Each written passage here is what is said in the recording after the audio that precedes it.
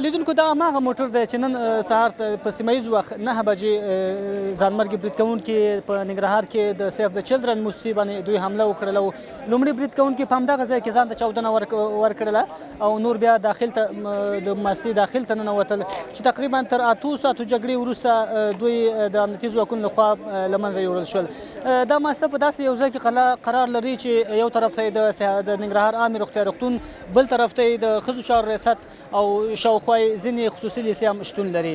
د ننګرهار امنیتي چارواکي په داسې حال کې د دوی د له منځه وړلو خبره کوي چې ویل کېږي په دغه د نماسه کې ګڼ شمېر کارکوونکي بند پاتې وو چې په دې کې 12 تنه ښځې وي او نور عام وګړي وو.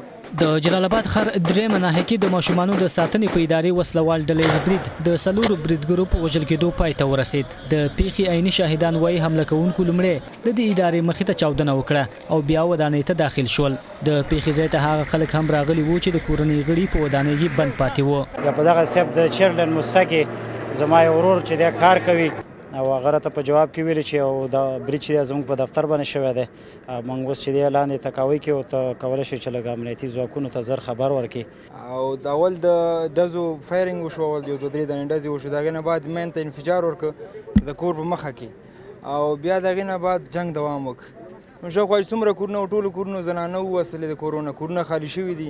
بریدګرو لومړی د یادې ودانۍ مخې ته ځانمرګي برید ترسره کړل او بیا د دې ادارې ودانۍ ته داخل شول. امنیتي ځواکونه له 8 ساعته جګړې وروسته په دې بریالي شول چې په دفتر کې پاتې 46 تنه ژوندي راوباسي چې پکې 12 تنه ښځې هم شامل وي.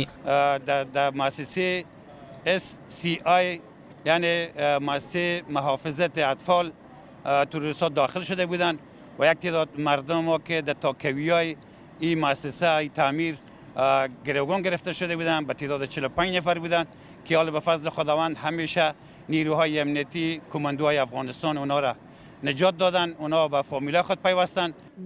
د خپل د امنیتي ځواکونو ډیره مننه کوو چې په میړانه باندې دشمن ته احمدي ځوابونه ورکړه، زمونږ هیوادوالي وژغورل، نجات یې ورکړه. په ورته وخت کې د ننګرهار د عامې روغتیا چارواکي وایي چې د پیښې له ځایه ورته د یو تن جسد او 20 تنه ټپیان ورول شوي دي. تر دې د موضوعي روغتون ته یو تن شهید راوړل شوی ده او 20 تنه ټپیان راوړل شوي. په ټپیانو کې تقریبا 15 تنه موږ رخصت کړل، کورونو ته لاړه.